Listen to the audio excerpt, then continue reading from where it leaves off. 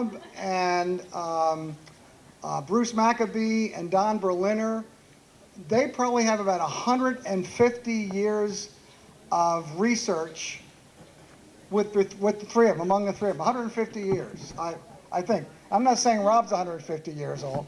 I'm saying that the three of them. Anyway, most of you know Rob. He's a board member of MUFON, and as was mentioned earlier by Tony, he's been on national television shows. He's been a regular here, and he keeps us up to date. There's so many things happening in the field that we rely on Rob for his annual updates to let us know what's going on. He's been a real trooper to come here, I think probably each and every year. So we'll find out what's happening in the field now. Please welcome Mr. Reliable, Rob Swiatek from MUFON.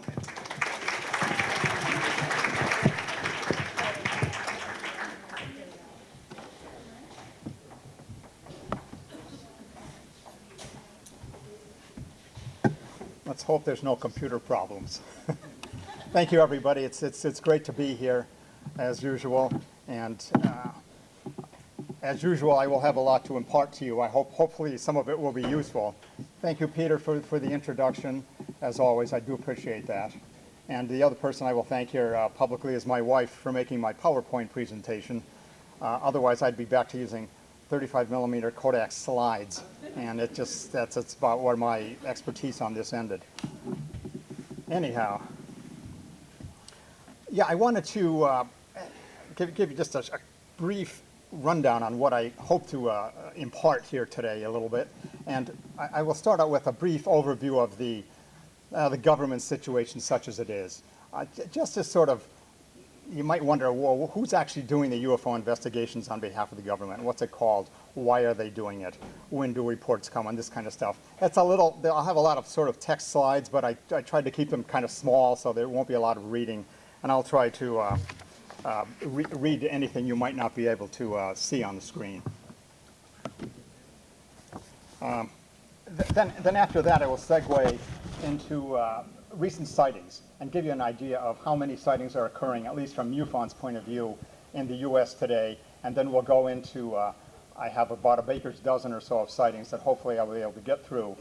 That'll show you that I called through the voluminous MUFON CMS system to come up with some good cases that show well on the screen, as well as are interesting sightings in and of themselves. So let's get started here. And we'll start off with that. Always throw a little confusion into the works.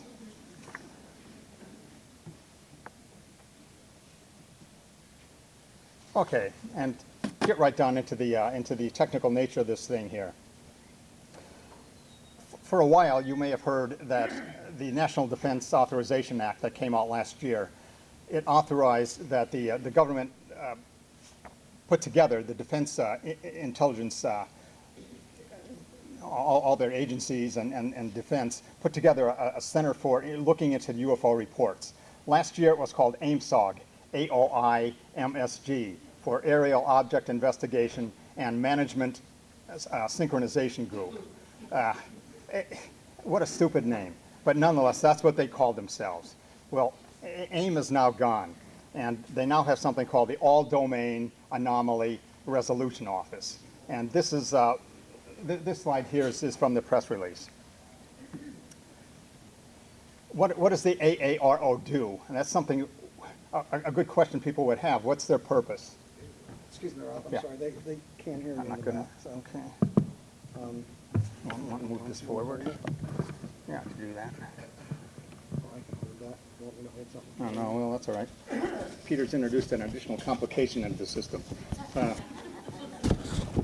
hard of hearing in the back. Okay, let's see. Okay, let me try this. And I think I can still get through on what I have to, looking at some notes. Yeah, if anybody can't hear me, let me know. So like I say, the first question you might have is, well, what is this AARO supposed to do? And this is what it says their actual press release said that the mission will be to synchronize, there's that word again, efforts across the Department of Defense and other federal departments and agencies to detect, identify, and attribute objects of interest in, near, or on military installations, operating areas, training areas, and other areas of interest as necessary to mitigate associated threats to safety of operations and national security. This includes anomalous, unidentified space, airborne, submerged, and transmedium objects. And they must have been speaking to ufologists when they put the word transmedium in there, because they really mean they're objects that go between the water and the atmosphere, or objects that go between the atmosphere and basically space, orbital space.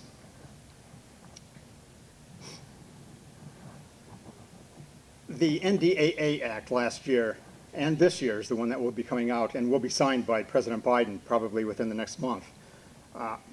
Puts several stipulations on both AIMSOG, it put them, and now it puts them on AARO as to what they have to do and what kind of report they have to give to Congress. And literally this, what I have up here, is just taken from the last year's NDAA Act that was passed around the end of December. And each year, the UFO Investigatory Group has to issue not later than October 31st, 2022, and annually thereafter until October 31st, 2026, the Director of the National Intelligence, in consultation with the Secretary of Defense, I think they mean, shall submit to the appropriate congressional committees a report on unidentified aerial phenomena. You'll see there in the third paragraph I put there, I didn't put number 2 in. It says, each report submitted under paragraph 1 shall be submitted in unclassified form, but could include a classified portion. So you'll notice that October 31st came and went, and there was no report filed, to my knowledge, with the appropriate congressional committees, the intelligence subcommittees. Dave McDonald, who is the head of MUFON, literally is in touch with these people on a weekly basis and has gone to Washington several times to speak with them. I don't know really what transpired in his conversations, but he told me just this week in response to a query I made to him as to whether the congressional subcommittee members had gotten this report. They had not, and they're getting kind of angry. I mean, it's the law whether or not you want to submit the report, but the law said by October 31st. Anyhow, it should be coming, one would think, within another few days. And we've heard theories or speculation on what the report might include. The New York Times ran a big article that said the report was going to be very skeptical on UFOs, whereas the Daily Mail in the UK, a big newspaper and media operation, had a different outlook on it, and they said, well, they may explain some of these things, but there's a lot of stuff the report says that the government could not explain. This report is only dealing with military sightings or possibly sightings by military contractors.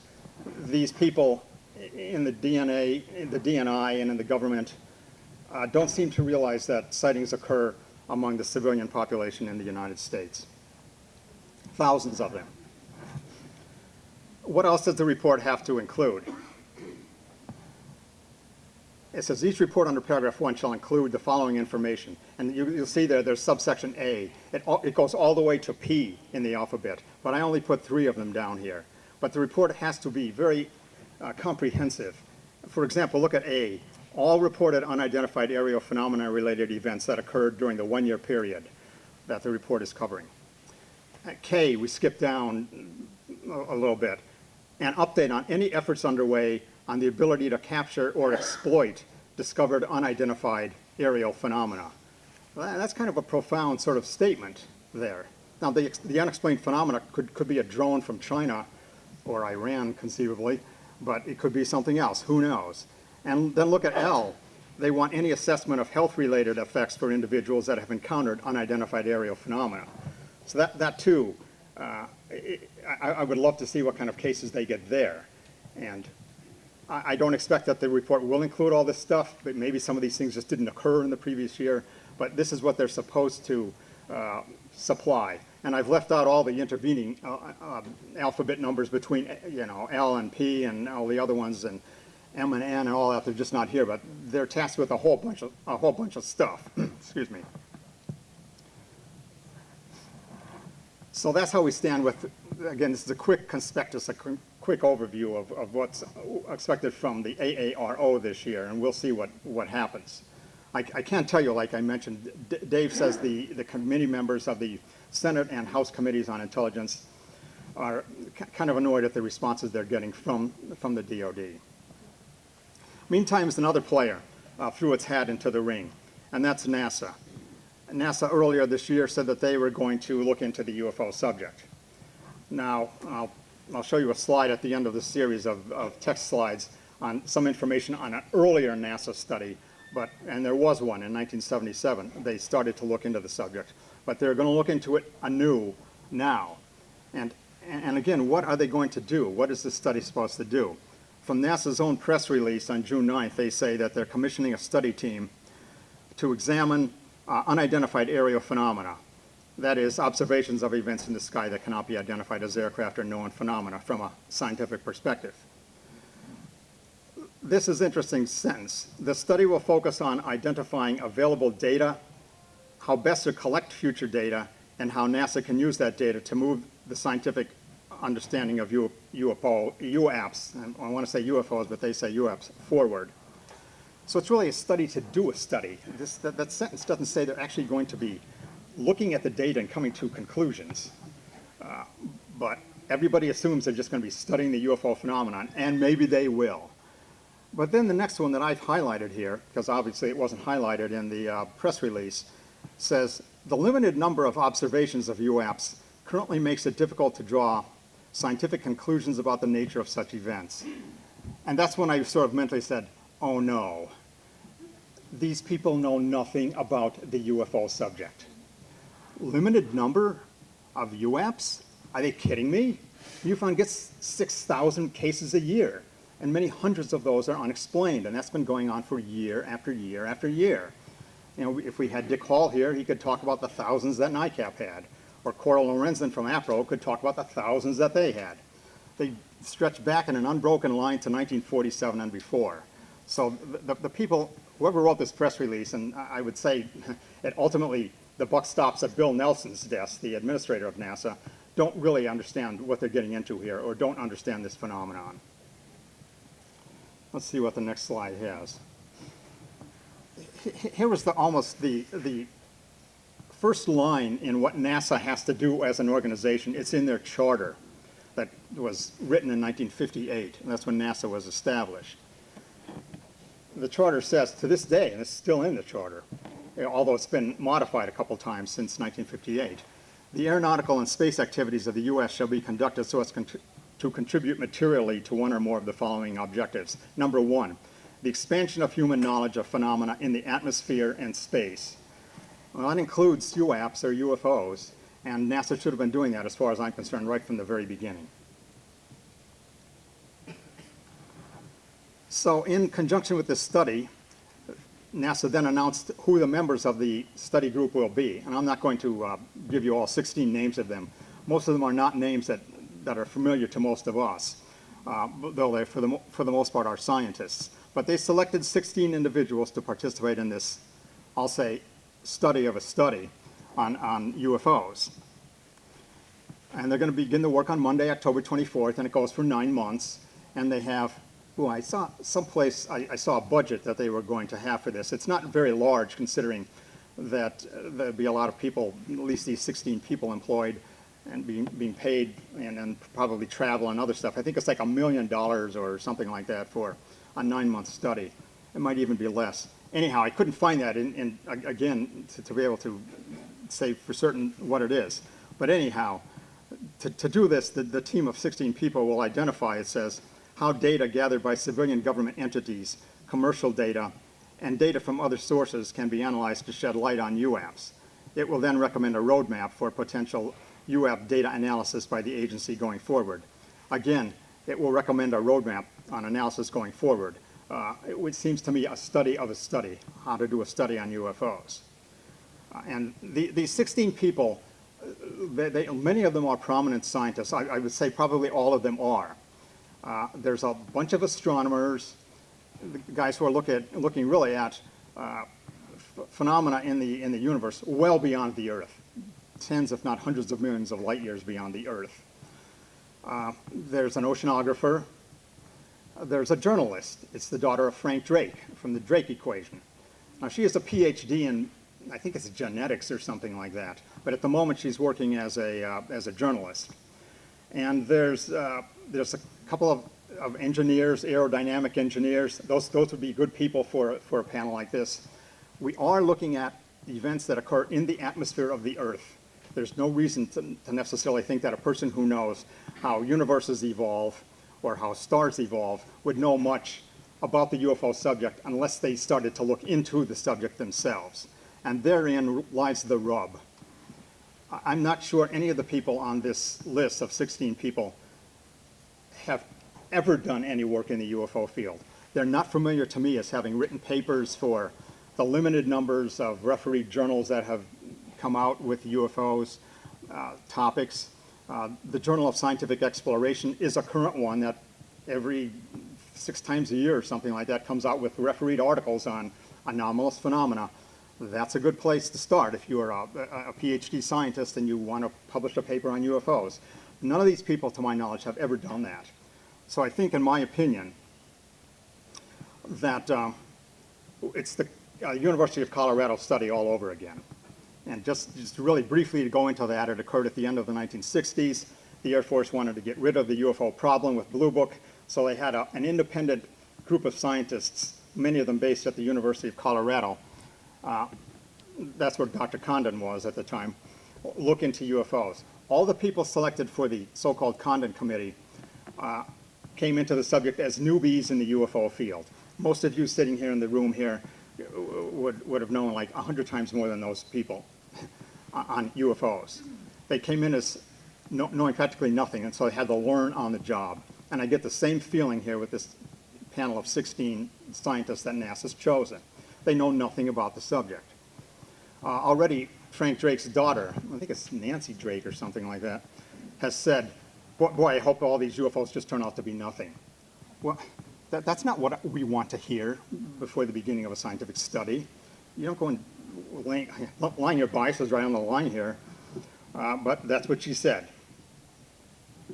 NASA came out with a Twitter on that same day as they released the 16 members of the committee there that we just spoke about, and their Twitter message said, the focus of the study is to inform NASA what possible data could be collected in the future to shed light on UAP. There's no evidence supporting the idea that UAP are extraterrestrial in origin. That's a ridiculous statement to make. How do they know? Isn't that the purpose of doing this study? And it was the same kind of stuff that happened during the Colorado Committee. The members of who were supposed to be doing scientific research were coming out with all these negative statements about UFOs. Now, Dr. James McDonald, who was an atmospheric scientist at the University of Arizona back during the time of the Colorado Commission, wrote extensively on UFOs during his short tenure in the field. And he said the extraterrestrial explanation was a very valid explanation for explaining the data. That's what you want. You want an explanation that satisfies and explains the data, no matter what the explanation might be. You might not like it, but let the chips fall where they may. And so this kind of stuff, seeing coming out of the government people here is just dismaying, to be frank.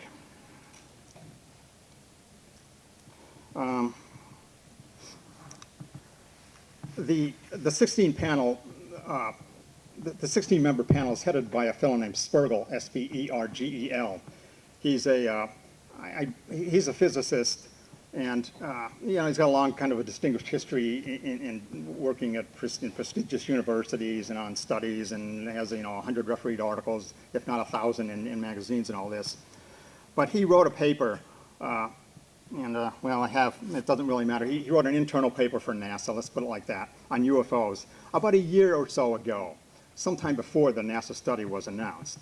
And I captured this paragraph called Observables from his paper. And this just, again, proves to me that he knows nothing about the subject. We would like to characterize the UFO events. What is their duration? What is the amplitude of the observed accelerations and velocities? How frequent are these events? Are they associated with weather phenomena? Where do the events occur? What are the properties of the objects? Do they have a surface? Are they a plasma? yeah, of course, observations that can answer these questions can help identify the UFOs, but he ought to know going into this, or he perhaps should have even known a year ago, that having done some homework in the field, he should have known how frequent these events are. Are they associated with weather phenomena? Well, no, the unexplained ones aren't associated with the weather phenomena. Where do the events occur? They occur all over the Earth. It's just the simple kind of questions that make his papers make it very naive. And again, I'm just worried about what's going to come out of this NASA study. But let's all wait, and in this time next year, maybe we'll have a better idea, because they're supposed to be done in 9 months. Oh, the cartoon comes next. Here was the earlier study I mentioned to you, or that NASA was going to undertake, or President Carter hoped that NASA would undertake a study of UFOs back at the end of the 70s. And if anybody's interested in reading this paper, UFOs and NASA, it's available online at the Society of Scientific Exploration website, SSE, Society of Scientific Exploration. And it's volume 2, number 2 of the 1988 edition of their Journal of Scientific Exploration, the JSE. So the SSE puts all their journals online after some rather small period of time. And there's many fascinating articles in.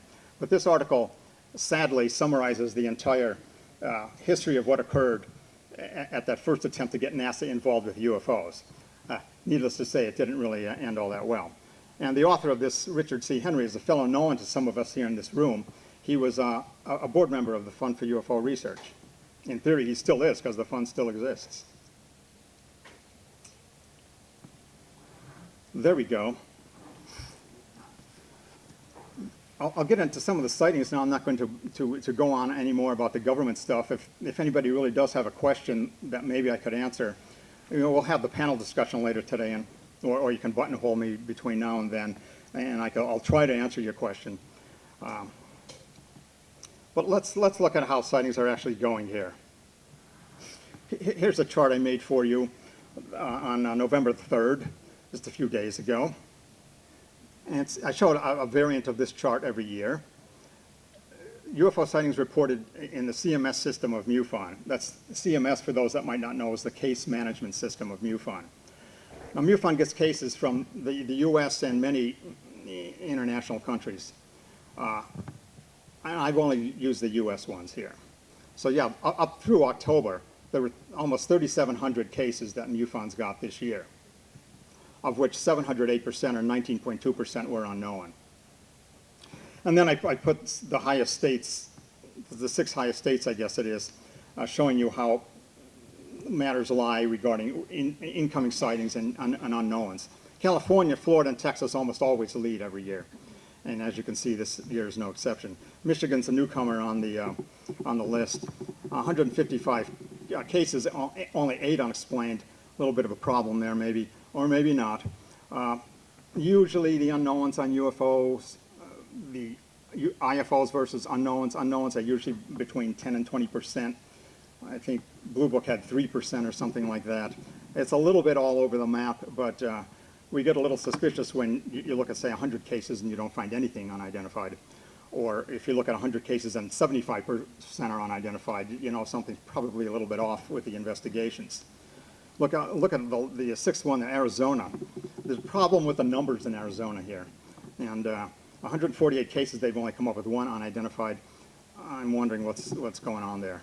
But anyhow, I've contrasted the MUFON numbers with something called NUFORC, the National UFO Reporting Center. And you'll see that there on the right-hand side.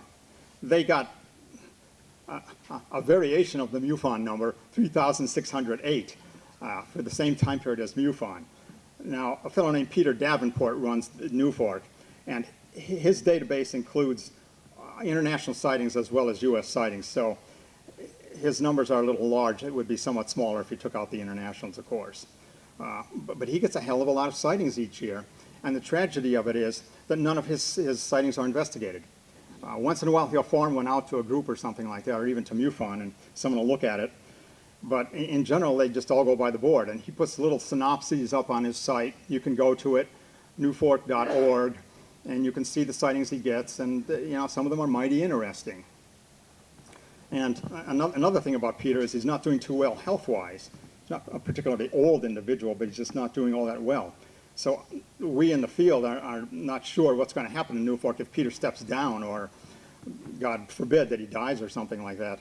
What's going to happen with all these cases that are coming in, and how can we use those to sort of just mine these cases for some good information. Also unknown with New Fork is what the overlap between New Fork sightings and MUFON sightings are. Do a lot of people who report to MUFON also report to New Fork, or are they two entirely separate populations? Some people do, but I don't know the extent. Anyhow, that's how that stands for a quick look at the overall situation. Here's a chart I made showing MUFON, again, CMS US sightings versus unknowns for every year since 2013, I guess it is, going up through October of 2022. You can see that after about the year 2015, there's a big drop-off in MUFON that stays that way. Now, and it doesn't rise back up to those earlier levels of 6,000 sightings or whatever the third one is there. I don't know why. I have a feeling it's something maybe having to do with the way the investigators were trained or something like that, because I'm not aware that there was any UFO wave in the years 2013 to 2015. That's something that doesn't seem to occur anymore. That's another topic for a talk. Why aren't there UFO waves? But anyhow, you can see each year going through here, we get 3,000, 4,000, 4,400 cases, and amazingly enough, the unknown rates remains kind of constant. Leave out October of 2022 because that month only wasn't quite, 2022 isn't quite done now. We still need November and December in there, so it's going to be a lot higher for 2022 when the next chart is made. But each year they go from a high of about 33% there in 2013, which in my estimation is a little high, but who knows? Maybe there really were more true UFOs flying around. But since then it goes between 30 and last year was 25%, and the year before was 23%. So I think the investigators by and large are doing a pretty good job of sifting the wheat from the chaff here. And if it falls out between 15 and 20% somewhere probably in terms of wheat to chaff.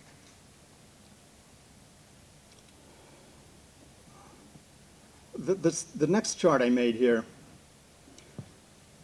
shows the sightings of 2021 versus 2022 on a month-by-month basis with no unknowns in here. It's just sightings. How many sightings came in month by month? And again, we don't see anything completely remarkable here, though I will have a few comments on this. You can see starting about May in both years, sightings start to go up, and they stay that way through about September. Last year it was October.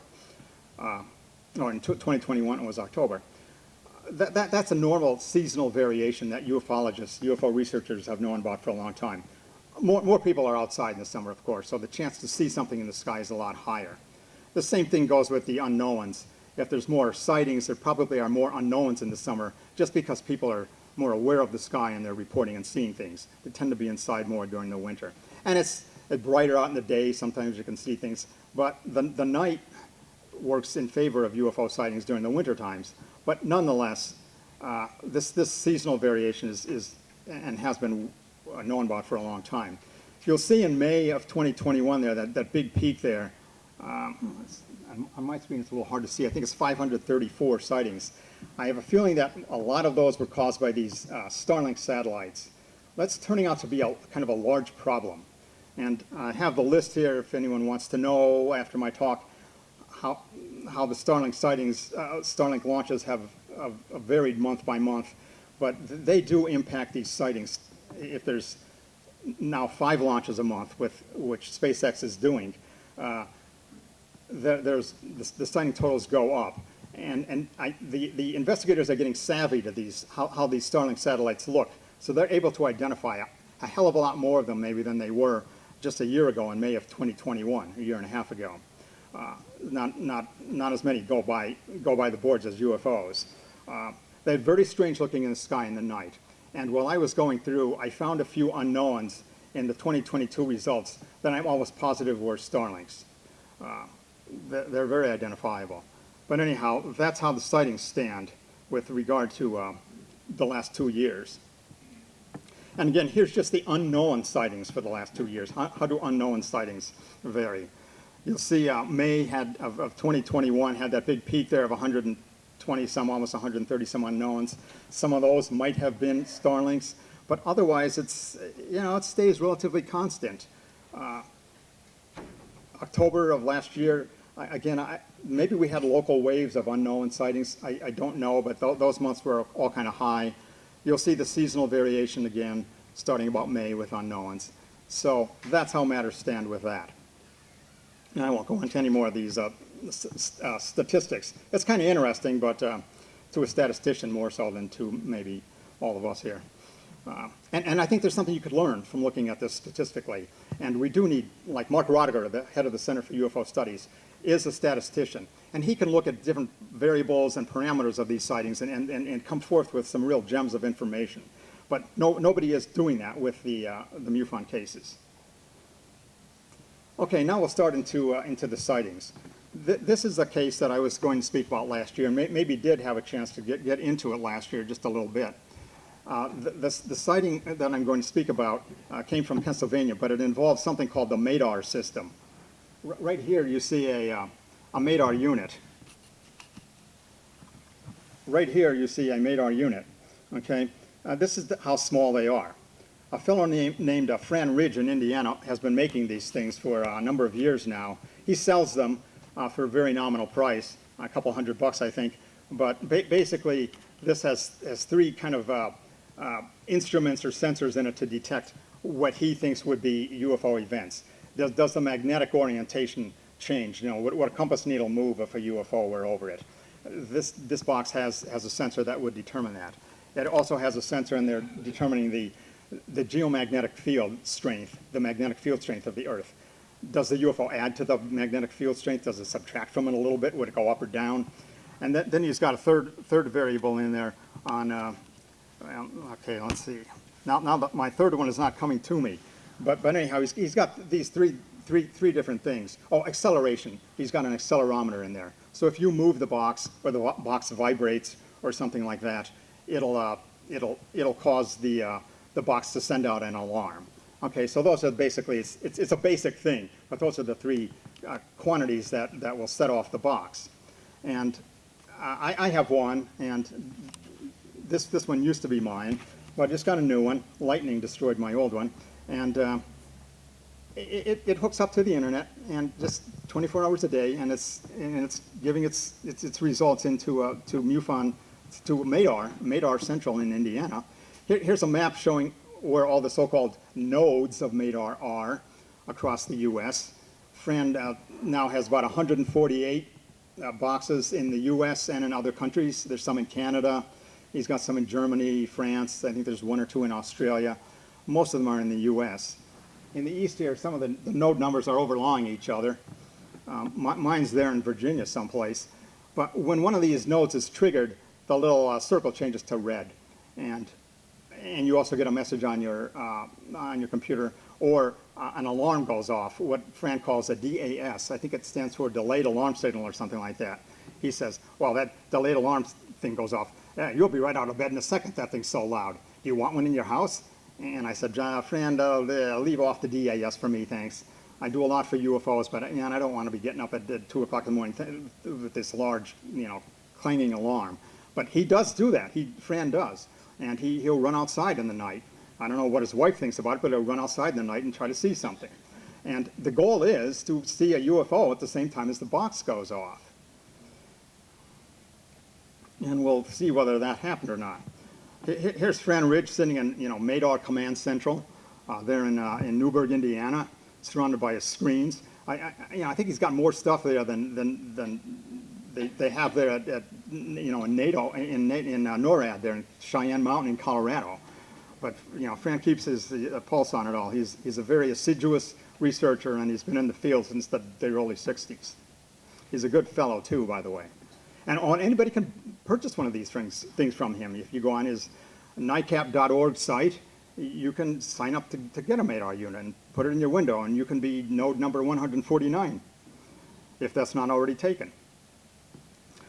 Okay, so the case I'm going to speak about here is a so-called MADAR visual case. This was a case where a person saw a UFO at the same time as the box went off. And you see the date up there, 23rd of April, 2020. This was an elderly man, well, elderly, he was a grandfather, and his grandson was living with him in the house. His grandson was, I think, like in his 20s or something like that. But they tended to the MADAR unit every day. They were sitting in their living room on this particular day in the evening, and suddenly he does have an alarm on his box. Suddenly that alarm goes off. The grandfather goes running outside. The grandson goes to the room where they have the MADAR unit, hoping to reset it so the alarm wouldn't continue ringing. But he couldn't reset it. The alarm kept going off. Every time he hit the button or whatever, the alarm would start up again. So frustrated, he finally ran outside to tell his grandfather that he couldn't arrange the box. Meantime, the grandfather went outside and saw these two spheres. At first, they seemed to be together, so that the man thought that one sphere came out of the other. But later, it turned out that maybe one was just flying in front of the other. And my wife here has drawn the two spheres in. She's an artist.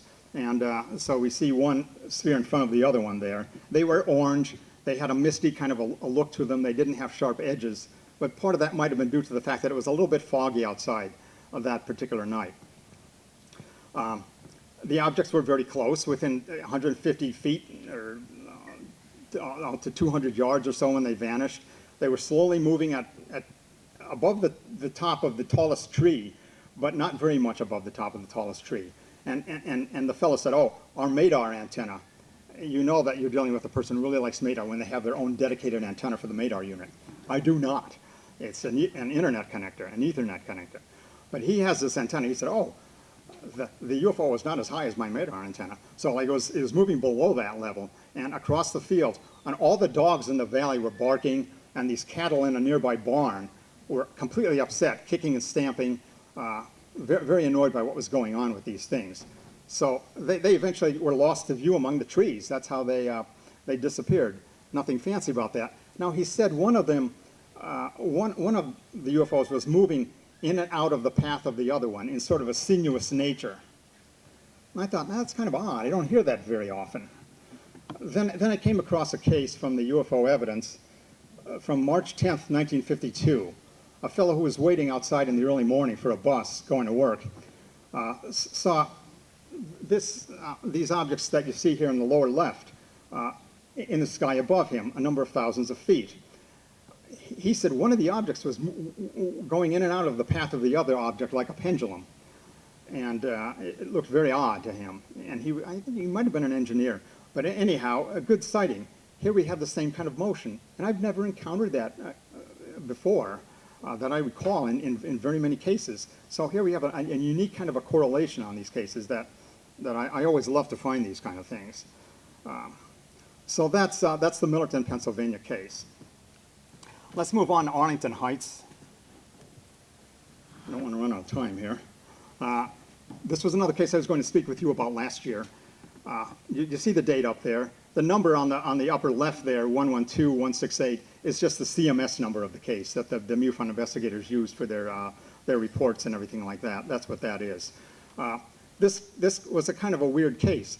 The investigator of this case heard about this domino-like UFO. Let's see, this is supposed to be doing something here, but anyhow. It's supposed to be glowing in some weird way, but anyhow, it doesn't matter. The investigator got a newspaper article submitted to him by an unknown informant of this case, and the article itself, the newspaper article, didn't have a byline. So we had three unknowns. Well, they all turned out to be the same person when all the dust settled. And this entrepreneur guy who runs the newspaper, he owns a newspaper and a lot of other businesses, he didn't want to be putting his name in there as being he saw the thing, he wrote the article up for his own newspaper, and then he sent it to the investigator. He sort of didn't want to be identified, but he eventually came forward. So he was outside in his backyard, I think, with his son or something like that, rather late at night when they saw this domino-like thing fly overhead. brilliant lights on the underside of it. And these 12 lights were coming on and off. He described it as like the lights on a railroad signal post when a train's coming. Just coming on and off to alert you that a train is coming. And the thing just flew over in the direction of O'Hare Airport. The investigator thought it might have been a drone, but the downside to that is that drones try to conserve energy because they're running on batteries for the most part. Having these brilliant lights coming on and off is not a very energy efficient way to run a drone. And moreover, he didn't hear any noise. Most drones have rotors of some type. They're not jet, at least the ones for most people are not jet-powered things. So he gave it an unknown rating. These domino UFOs are not, this is not a singular case, let me put it that way. There was a case, I believe, in our area in Virginia about 20 years ago by a woman who saw something that very much resembled this object. It may not have had six lights on it, or 10 lights on it in this case, but it was a domino kind of a UFO. They are seen. Now, here's a really unique case. I've never heard of a case like this, or read of a case like this to my knowledge in UFO history. This fellow in Algonquin, Illinois, he was either a race car driver or he was a race car driver at some period in his life, was leaving his driveway in the morning to go out to the Jewel grocery store. It's 10:30 in the morning on a brilliant sunny day. He sees something, what he sees is what you see up there, two cylinders connected together with a mechanical coupling, like two railroad cars hooked together. He sees this thing brilliantly reflecting sunlight, the sunlight, like it's made out of aluminum or steel or something like that. He races his car out of the driveway, like literally, and he knew exactly where he was going to go. He thought, if I go up this hill, I'll get a big overview of the area. I'll be able to see this thing a lot better. And he notes in his write-up that, oh, I'm a pretty good driver. I was a professional race car driver, so I know how to drive fast on these kind of roads here and yet be safe. So he drives out up his driveway around the turn. And he gets to the overpass, but the UFO has already moved beyond it. And so he saw it for, I forget how many seconds, 25, 30 seconds, something like that. It wasn't a whole hell of a long time that he saw this thing. But he got a good description of it. He thought it was about 40 feet long, 30 to 40 feet long, 15 feet wide. Like you see here on the annotations he had, it was bright white light in the sun, and it reflected the sun. And it again vanished in the distance, and there's only so many turns he could make on the road before the thing was gone, and that was that. But to my knowledge, I am not aware of another UFO sighting where two of them are connected together like this. I think that's really odd, and boy, if anybody knows of a case like that, please let me know, because I'll reference it with this case. You can believe me that I have my eyes open to try to find a case like this when I go through older cases. We'll see what happens. This next case from Nampa, Idaho, is a little indistinct, but you can see it's a rectangular object. And if Paul Nahay were here in this audience, he usually comes each year. Paul, you're not here, are you? No? We couldn't make it. Okay, Paul couldn't make it. He saw a UFO that was rectangular in shape, and he talks about it a lot. And he's always really excited when he sees another case like this. But anyhow, let me just say that I think every year for the past 5 or 6 years that I've spoken here at MSS, I've had a case that features a photograph of a rectangular UFO. Very similar to this. Looks like a playing card on its side with the longitudinal axis horizontal. Rarely is it just a square, but it's always a rectangle. There's never any lifting surfaces associated with it. There's never any sound. There's never a propeller seen. There's never a plane towing it along like a banner. And in this case, in Nampa, Idaho, 3 of these things were seen. And the person got a few photos of it. Unfortunately, there's no photo that has all 3 of them in. And this is a crop picture, but they do show the houses of the neighborhood there, and the object is above a house, and you can see the pole there and everything like this. But the investigator just said, I don't know what to make of this thing. It's an unknown. And like I say, if I had more time, I could show you all the other 6 cases. They're very puzzling. Okay, the next case I'm going to show you here involves one photo, and to me it's the cream of the crop of these cases.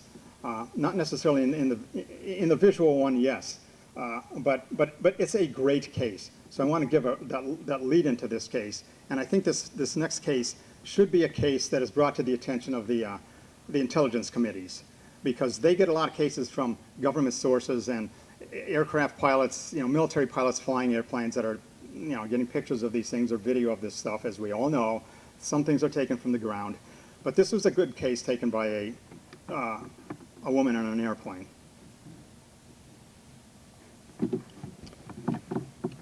Okay, there you have it.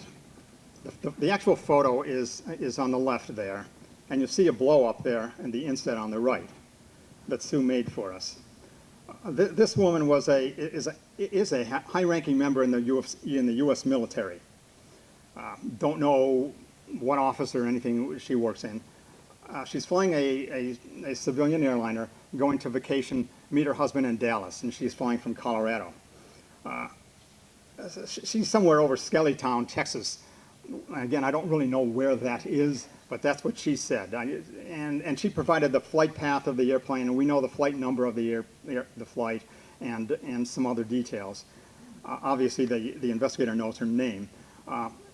She's sitting in first class because she decided to upgrade her ticket because they were giving good sales prices that day. So she's in first class, and all the little window shades are pulled down around her as they're flying. As you know, it seems to me that that's how they are when I fly now. Most people have those things down. But she said, I like to have mine up. I like to look out and look at the topography on the ground and everything like this. She suddenly sees what you see on the left there, coming from underneath her aircraft at an angle to the left, I guess, of the flight path of their airplane. I think she was on the left side of the aircraft. And it's a black contrail. And she said basically, oh my God, this could be an aircraft in trouble. I've got to get a picture of this thing. It might be needed if I should hear about a crash. This might be some valuable piece of information or something like that. She got her phone out. Took her some effort to get a phone because she's in the very first seat in first class, and you can't put your stuff under a seat in front of you. You have to put it in a pocket on the side. So she had to grasp around on this pocket thing, and she finally got her phone out and snapped the one picture. And she didn't actually, when she took the picture, she thought it was an airplane at the head of this contrail. When it was blowing up, you can see it's discoidal. I have no idea what this thing is. And again, we're talking about 25,000 feet in the air or so. This thing is a few hundred to a few thousand feet below her. It's going 500 to 600 miles per hour. We have all the relevant details on the speed and altitude of this thing, but you can clearly see that it's not an airplane, such as we know airplanes. To me, this is a significant sighting, and I've asked Dave. I gave this thing to Dave. I said, maybe show this to the guys there in Congress, and I'm going to try again. But this case deserves more attention, and this woman was very articulate, wrote a very good write-up, and intelligent, educated woman who knew what she was talking about, and she'd make a good person to speak with. But anyhow, that's the Skellytown, Texas case. And in my opinion, they don't get too much better than that. Well, this case comes pretty close. Hollywood, South Carolina. About a year ago, okay, a woman out late at night on the phone with her mother, cell phone with her mother, driving along. Suddenly, these two brilliant objects appear approaching her car. Not very high above the road, as you can see. There's telephone wires in the picture here. They lit up the whole area, she said.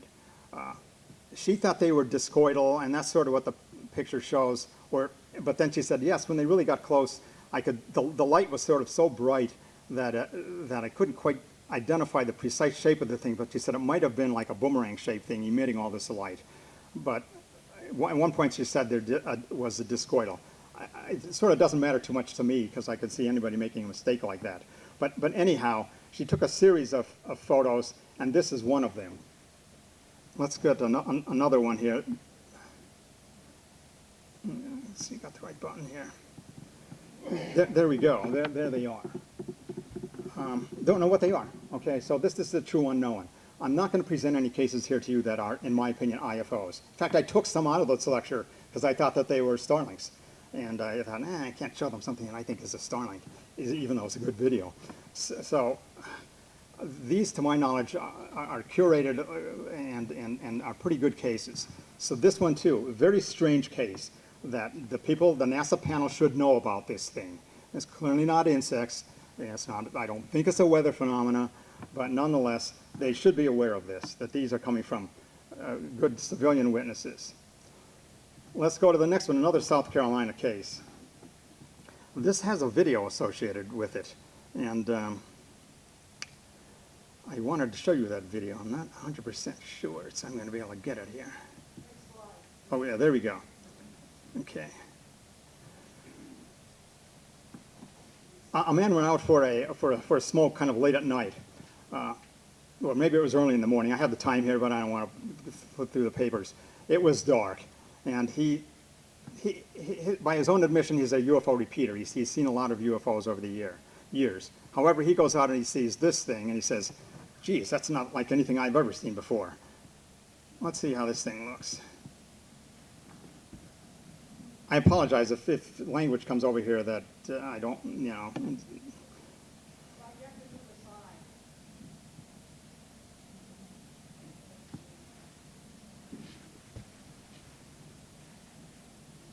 It seemed to emit two orbs that you can see to the right there.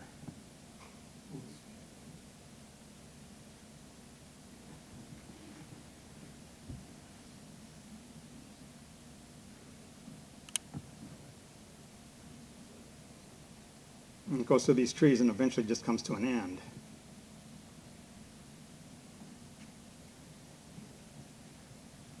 Show it again. Show it again. Yeah, let's take a look at this again.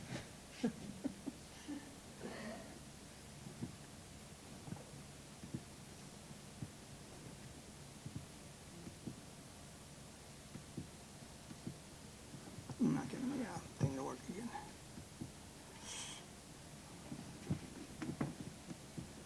Well, I can't seem to get the video to show again, but I have one more video I want to show you too, so hopefully I can get it working by then. Get it, where's the next slide? Okay, yeah. Well, can you undo the one too?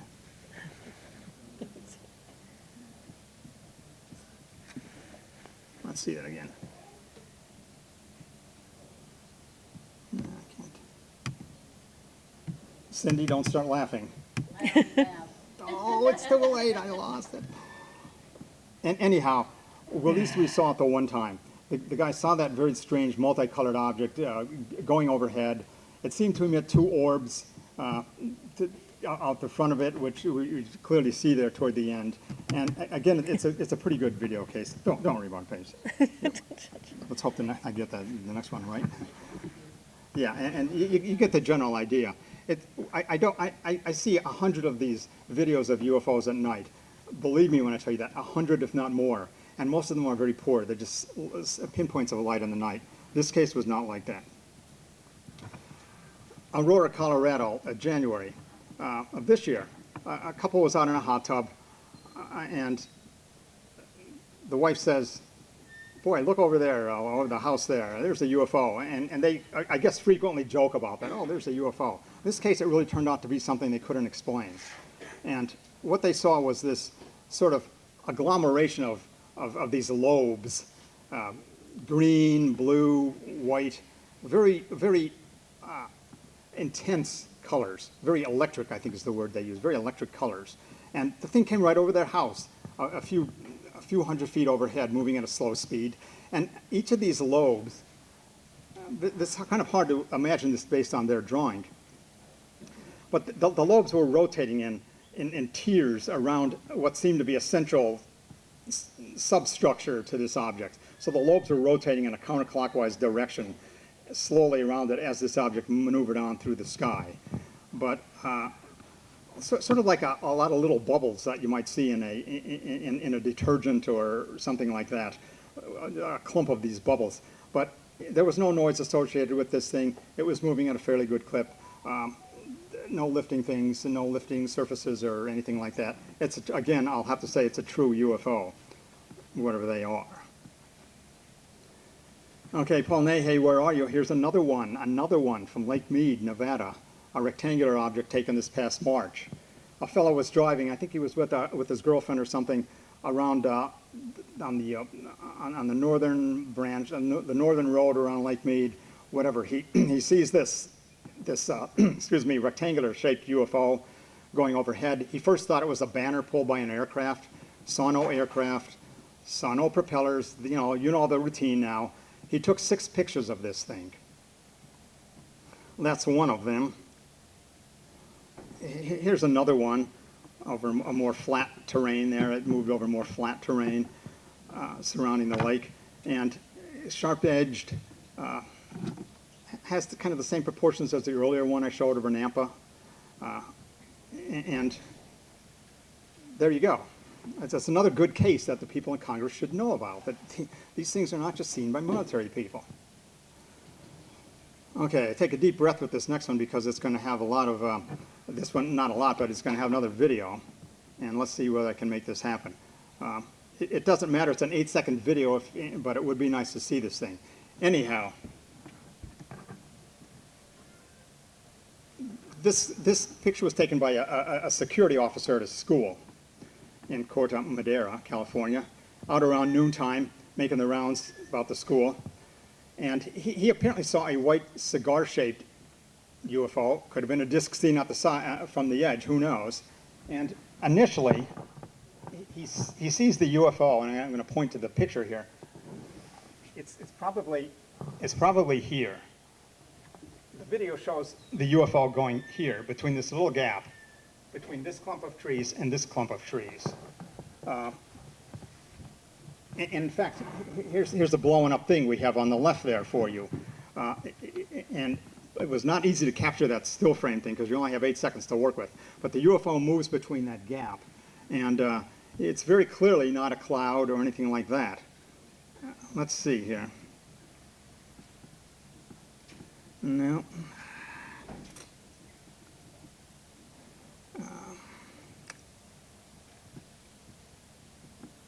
Oh, there we go. Okay. Keep your eye on that little gap if this works. It's very transitory. Oh, it's from the side. Sorry. Turn your head. Oh, there it was. But anyhow,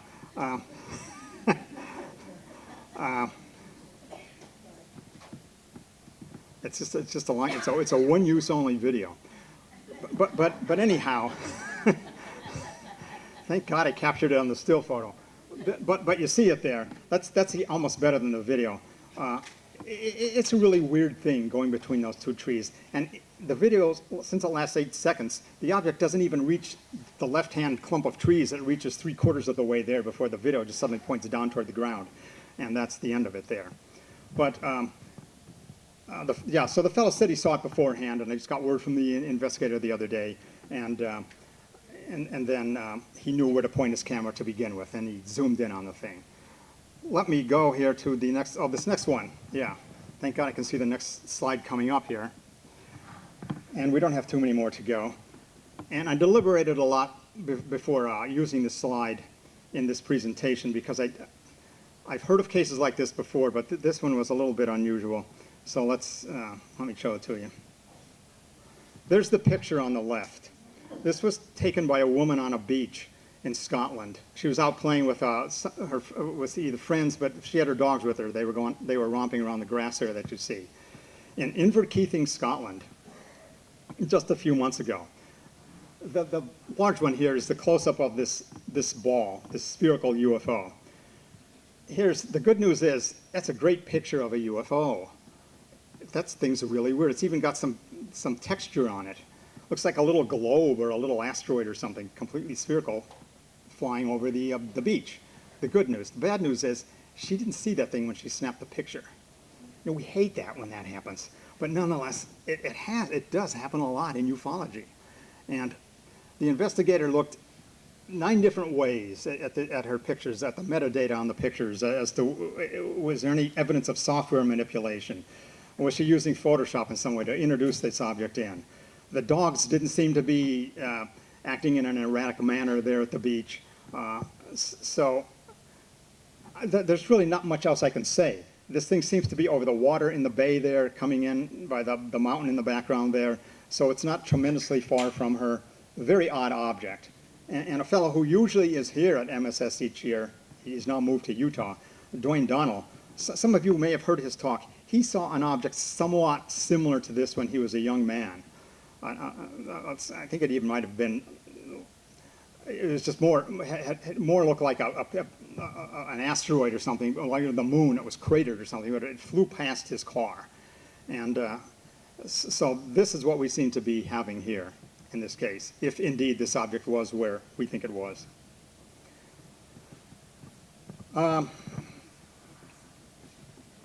The penultimate case here for you. This case was taken by a mailman who goes out to the classified military depot there in Utah, the Dugway Proving Grounds, okay? And he delivers the mail each morning, and the parcels or whatever the heck he dispenses to them. But he has to have a clearance to get on the base. And sometimes he stays overnight on the base because he's involved in his job all day long at the base there. So he's highly cleared to get on the base.